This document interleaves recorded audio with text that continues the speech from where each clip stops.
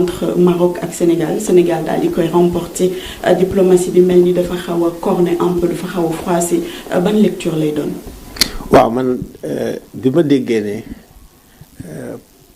premier ministre Ousmane Sonko day rencontrer son homologue marocain fa daal sama xel. tamit moom it mu ne ndax quand même rapport yi ñu am ak Maroc ay rapport yu am solo la te ci sport rek nekk rek te vraiment waru ko yàq man nag dama am ay événement yoo xam ne dama ko dund en 89 waaw xam nga mooy événement yi Sénégal naar yeeg yooyu sànq dama ko dund in vivo gis nit ñi ni ñu leen doon reyante ak ni ñu reyante période boobu sax en 89 ci la rajo mun naa ne ci la rajo juddu mu nekk ay presque première mission boo xam ne dañ ko def sur le terrain ak Waly Coly Faye te boo xoolee lu bëri ci reyante li ko indi mooy ay rumeur yoo xam ne les rajo yi jël ko wax ko ñu amplifier ko passion day tax ba nga xam ne yow dootoo ràññee dootoo xamee sax sa ndeyjoor ak sa càmmoñ waaw loolu football tam bu ñu demee ba nga xam ne ñu ngi ci final dëgg-dëgg ñaari état yëpp taxaw seen supporters yi taxaw enjeu bi day rëy ba nga xam ne day indiwaat passion waaw football ak passion ñoo ànd ak enjeu. Maroc du réew bu ndaw réew boo xam ne ci réewu Afrique yi ci ñi gën a jëm kanam ci fànn yépp nag muy économie nga jël ko muy diplomatie nga jël ko muy géopolitique nga jël ko muy jàng nga jël ko depuis Hassan II wax dëgg yàlla Maroc day avancé rek te ci sama gis-gis royukaay la te it Maroc dafa am ay rapports yoo xam ne c'est des rapports tout à fait particuliers avec le Sénégal kooku dafa yàgg. Hassan II nekk boroom xam-xam dëgg nekk référence Senghor tamit nekk boroom xam-xam nekk référence ñoom duñu wax Sénégal sax pays ami la dañu naan c'est un pays frère donc rapport yooyu dafa yàgg na sax je pense avant la colonisation marocain yi ñëw fii nekk Ndar di nga gis waa Mekwaar di waa Benjeloun donc yooyu yëpp wane na ne presque des relations de sang lañ am parce que dinañu sax Hassan II ki ko jur sénégalaise la. oui. donc yooyu yëpp kenn waru ko yàq loolu football rek waru ko yàq te en réalité incident yi c'est en quelques minutes voilà 15 minutes d'incident la te arbitrage bi andi ko ci ay zone grise. ci ay penalty yoo xam ni sifflé nga ko leer na leerul nga def dem ci VAR bi la ñuy laajee bu Sénégal bi amul VAR alors que bon bi donc loolu yëpp indi na jiixi jaaxa su ko defee nag day am impact en dehors du terrain du ci biir terrain bi rek la problème bi da am. oui day am impact ci biti. oui supporters yeeg banc de touche yeeg. encadrement beeg voilà dina mën a am ay moments yoo xam ni ay moments de passion yoo xam ni bon il faut kii nga xam ni mooy Pape Thiaw. oui Pape Bouna. vraiment expliqué na moment de passion bi. nga xam ni moom la am. man nag am na nu ma koy expliquer. xam nga ñun dañu am ci ay valeurs yoo xam ne ci suñu léeb yi sax la ne. oui te ci léeb yi. valeur yi ëpp solo justice ci la bokk mooy kumba am ndey ak kumba amul ndey xam nga ko loolu day tax yow bu fekkee ni sénégalais nga léeg-léeg dootoo xalaat da ngay am pulsion et c'est ce qui est arrivé à Pape fàtte na ni sax mu ngi ci terrain de football bés boobu am na loo xam ne lu xóot la lu profond lu nekk ci moom loo xam ne dafa génn immédiatement maintenant tamit kooku culture la suñu culture la foofu ngay gisee suñu valeurs yi sax ni ñuy génnee Massamba Gueye nettali na ko nettali bu rafet a rafet voilà moo koy déglu mais beneen culture bi tamit foofu tamit lu am solo la moo tax nga war a xam ne suñu équipe nationale macha allah war nañu am fierté ci ñoom mooy kii di Sadio Mané. jóg daal di daw dem laajte ñu ni ko dem leen football yi demal woo sa gars yi ngeen dem football mu dem laaj ñëpp wax ko. te mu ñu nekk ay mag. waaw Claude Leroy xam nga moom nekkoon na fi entraîneur. si. waaw voilà ñoom El Hadj Diouf. nga xam ne ay mag lañ ñoom Cheikh Seck nga xam ne ñooñu ñëpp c'était des héros hein. dañu amul kii rek mais moom lañ la encadrement bi. mu daal di wàcc ni yéen ay góor ngeen. waaw wàcc leen ñu dem def yëfi góor. ñafe mu nekk ay moments yoo xam ne nag des fois c'est des moments exaltants léeg-léeg yooyu sax léeg-léeg ci football bi. loolu la ñuy loolu la ñuy gën a jàpp loolu mooy des. ci li nga xam ne mooy histoire. bu ñu waxee histoire CAN Sénégal Maroc. loolu. moment boobu nga xam ne bariwul. moment bu am solo la. maintenant nag Maroc il faut que ñu comprendre ils ont énormément investi. te Maroc dañu am une ambition mondiale une ambition planétaire. waaw dafa am. te dañ koy dawal. de façon structurée dañ koy dawal de façon intelligente.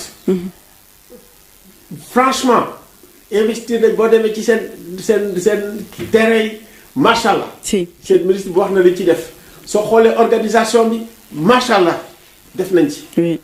loolu yëpp aussi pour organiser tam coupe du monde. oui en 2030. exactement co-organisateur oui. mais loolu ambition la. te loolu dañ ci war a jàppale Maroc. Maroc bu bëggee def coupe du monde man bu tax ñu naan Maroc non dañuy jàppale Maroc c'est un pays africain un pays bu am ay ambition. bu bëggee def coupe du monde bi dañ koy def. léegi nag football la ñi nga xam ne ñoo xam football. muy encadreur yi. muy ñoom tamit xam nañu institution football yi nu muy def. bu fekkee ni porté nañ plainte seen ci yoon lañ nekk. te ñoom amoon nañ yaakaar lool xam nga penalty boobu c'était tellement un enjeu. bu ko Brahim Diaz dugaloon jeex na. parce que c'était les dernières minutes oui. mais Mendy Sowing man bi ñu tegee bal bi maa ngi doon seet ma ne ko bal bi du dugg loolu laa ko yow mën na leen kii du dugg dem leen man bi ñu dama leen nañ ñëw dóor du dugg waaw ñuy dóor rek mu capté ko voilà booba ñeneen jeexal nañ. c'est-à-dire que moralement les morales seen kii mu ngi sur les talons.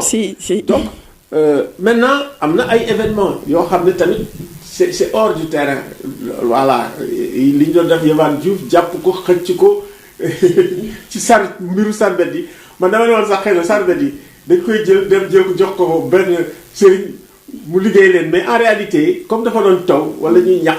sarbet yi bu ñu fomp du ñu mën a gis et puis ballon bi mën a glisser ci ñoom. exactement mu nekk enjeu boo xam ni quand même c'est extraordinaire gis naa Hakim daal di jël benn sarbet sax sànni ko. El Hadj Malick Diouf daal di daw dem jëli ko indi ko waat ko donc match ci match la. voilà maintenant nag su demee ba nga xam ne am na gis nga football règle football ak jeu. ak li ne ci société bi ñoo yem. gis nga poker. boo demee si seetaan film Far West. bu sàcc amee rek ay fetal yi génn. tel ay violence yu rëy am. football ak jeu moo mel noonu. règle yi bu fekkee ne da nga ko transgressé rek. violence yi am mooy ëpp sax violence yi nga xam ne moom la ñuy gis ci société bi. donc loolu yëpp ci règle du jeu yi ci la bokk. donc ñun am nañu yaakaar ne ñii nga xam ne tamit ñoom ñooy défendre Sénégal. muy fédération bi. ak africains yi nga xam ne aussi ñu ngi ci fédération yi nañ fexe ba nga xam ne FIFA. du teg ay sanctions yoo xam ni ay sanctions yu ëpp la. parce que aussi les circonstances atténuantes elles sont là. cette équipe dëgg ci début bi ba ci fin bi li ñu wone macha allah. waaw boo xoolee li ñu wone ci match yi ñu am yépp waaw muy Bénin. muy Zimbabwe muy Congo macha allah muy Égypte. wax dëgg yàlla boo jëlee parcours bi amul benn équipe boo xam ne am na parcours bu mel noonu. tey kenn du si am sikki sàkk ni équipe nationale bu Sénégal. mooy meilleure équipe d'Afrique. foofu amul benn sikki sàkk boo xam ne moom lañ koy wax donc loolu waa FIFA dañ ko war a seet. àddina bi yëpp bokk nañ d'accord ne ñii li ñu am dañ ko mérité. dañ ko ñafe d'Afrique. waaw du loo xam ne dañ leen ko may du dañ leen ko sarax wala dañ leen ko lii dañ ko ñax ñafe ko sur toute la ligne. Même li nga xam ne Bouna def na ko sax man damay déglu ñi nga xam ne ñoom duñu ay sénégalais. En réalité ñoo xam ne ñoom ay panafricains yoo xam ne ñoom ñoo ñu gën a radical. lu may wax sax de maanaam mais Alioune kii amul lu ñu ko corrigé wuñ ko nii la war a def. C'est vrai. waaw bari nañu koy soutenir ah. en Afrique laa wax waxuma sax Sénégal. En Afrique laa wax. daal di ñëw jàpp arbitre bi génne indi affaire yi nga xam ne moo nekk ci terrain yi indi vidéo yi ma ni mais attends. équipe Sénégal boo matul boppam en réalité dafa rendre fier. l'Afrique. Oui. Donc ça quand même c'est lu ñu war a signer la. oui ba pare tamit kenn waru leen tere ñu dem mondial. waaw tey parce que mondial bi tey ñun ragaluñ kenn. c'est ça est-ce que ñoom sax est-ce que nekk ñu di trembler moment bi dëkk yu mag yi nga xam ne. non France nañ leen ci wàllu surtout France. bi ma ne bés boobu yaakaar naa bariwul ay télévision yoo xam ne xooluma leen. puis télévision française ak commentaire yi. oui. En réalité écho bi équipe nationale jox Sénégal j'ai l'impression que musu ko am c'est un écho planétaire. si waaw manifestation planétaire moo tax léegi il faut quand même ñu xalaat loolu. xam nga Sénégal mosul na dëkk bu ndaw. si mais tey ñoom def nañ ko dëkk bu mag. bu mag a mag ça c'est vrai. dëkk bu mag a mag te loolu ñëpp ci war a jël leçon. oui jël leçon ci ñoom ni ñu préparé woo. ni ñu structuré woo. ni ñi déggoo xam nga loolu mooy li ñuy wax le leadership collectif. le leadership collectif. bu ñu ko amee fu ne maanaam boo ko amee biir état rek. nga am ko ci biir parti politique yi nga xam ne dañu tasaaroo ne fépp. bu amee leadership collectif au niveau de l'opposition mu am leadership collectif au niveau du pouvoir. di nga gis Sénégal dina encore gën a dem dinañ gën a déggoo. mais am 400 partis politiques. En réalité mooy presque ñoo ëpp parti politique ci àdduna bi waaw loolu en réalité sorewuñu anarchie te loolu tamit mënul defar démocratie donc le concept de leadership collectif yaakaar naa ne équipe nationale àndal nañu ko war nañ ci méditer muy politique yi muy manager yi muy ñëpp en réalité c'est un exemple de management boo xam ne quoi qu'on dise peut-être Pape Thiaw andi na ko donc modèle de management boobu indi nañ ko modèle de mise en œuvre d'un projet réussir ko. dem leen jox naa leen drapeau bi. dem leen jëli coupe bi. mu nekk un projet ñu dem exécuter ko ñëw yaakaar naa ni ñëpp war nañ cee jàng. exactement ñëpp war nañ cee jàng. parfait mais bu ñuy ñëw di waxtaan ci économie entre les deux nations dafa mel ni pour ñoom ñaar ñëpp mieux vaut. la carte de l'apaisement parce que booy xool tey balance commerciale. fu muy gën a pencher vers le Maroc la.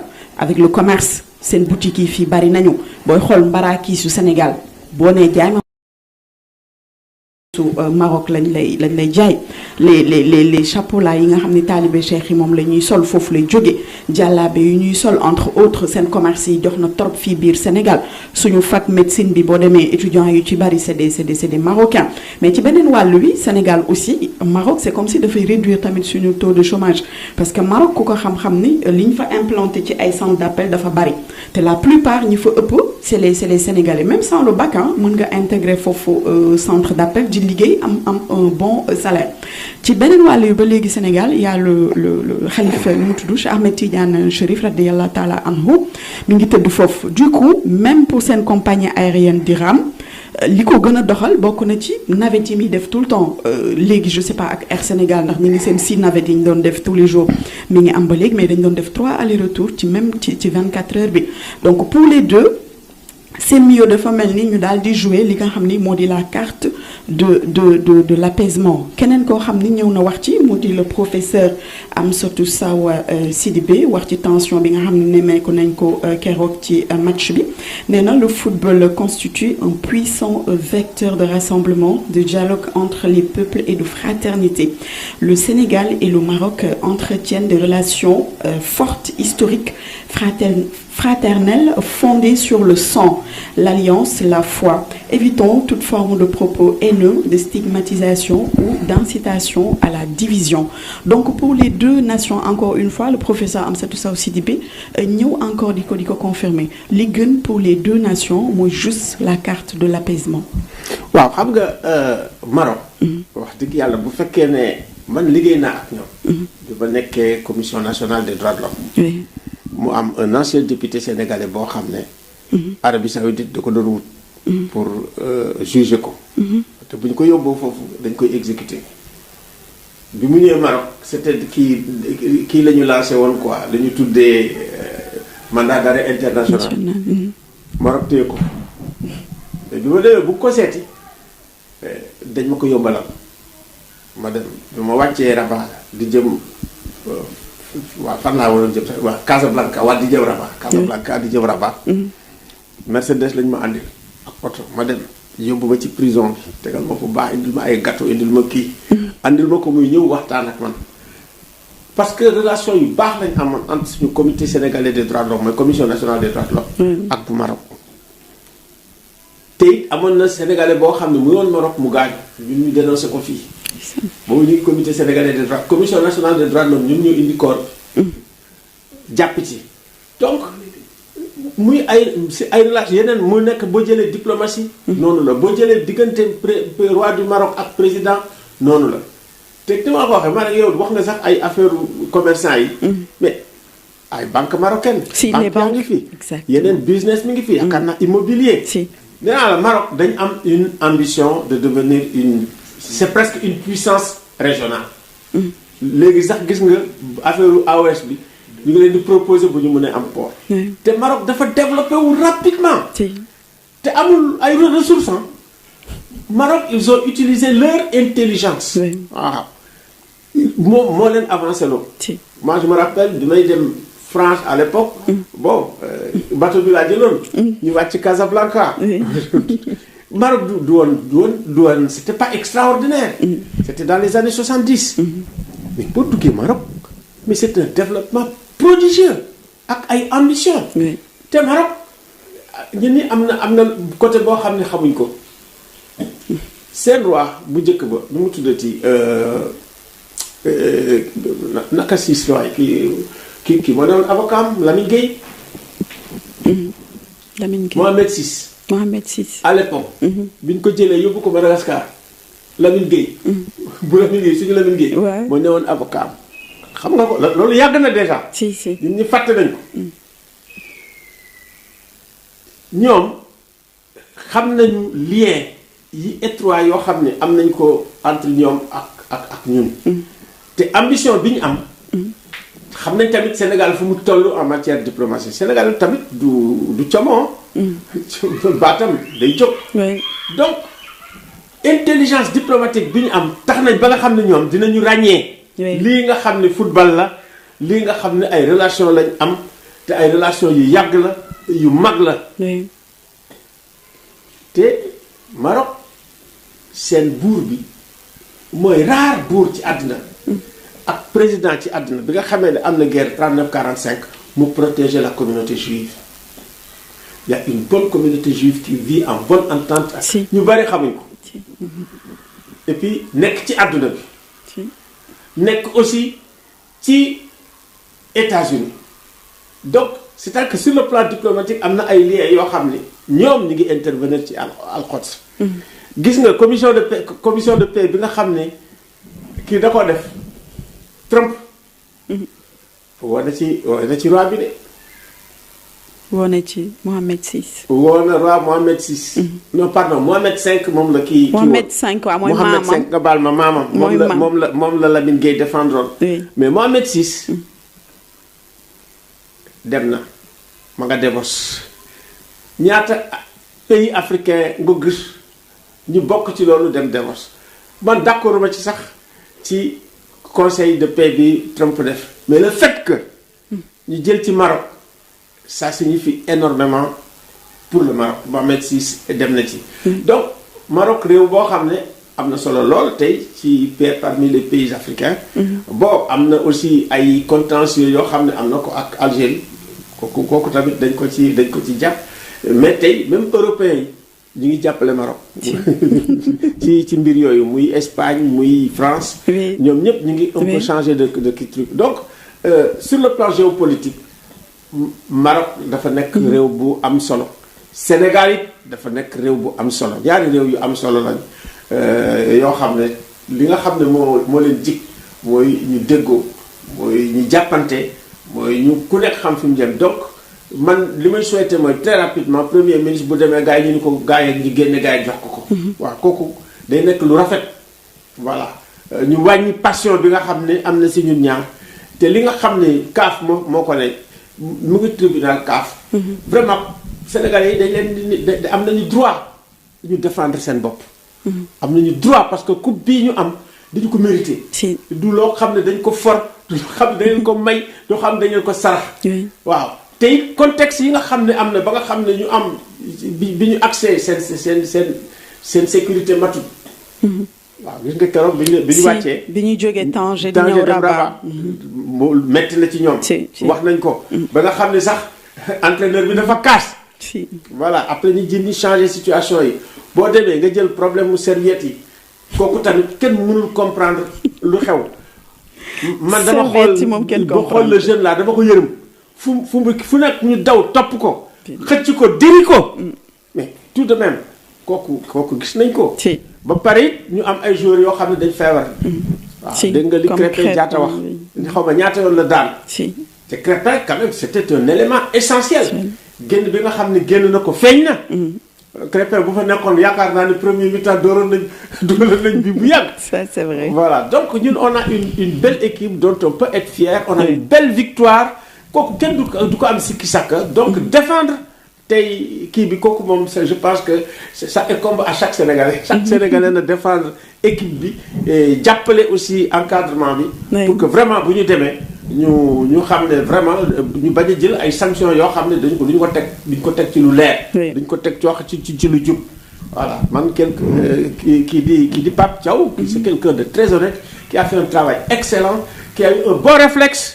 Un bon réflexe de quelqu'un qui ne supporte pas l'injustice loolu la voilà ce réflexe-là je le partage avec lui parce que loolu lay def c'est une passion de justice ngay am. qui est passionné de la justice qui ne supporte pas l'injustice. C'est très bien qu'on ait eu un sage. Voilà, quelqu'un qui est un vrai leader, qui dit, écoute, par rapport à cette situation-là, comment on fait?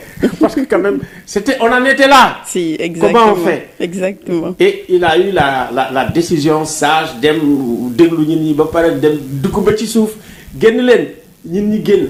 Ça veut dire que am na quelque chose dans le groupe. Si. C'est la reconnaissance du leadership de Sadio Mané.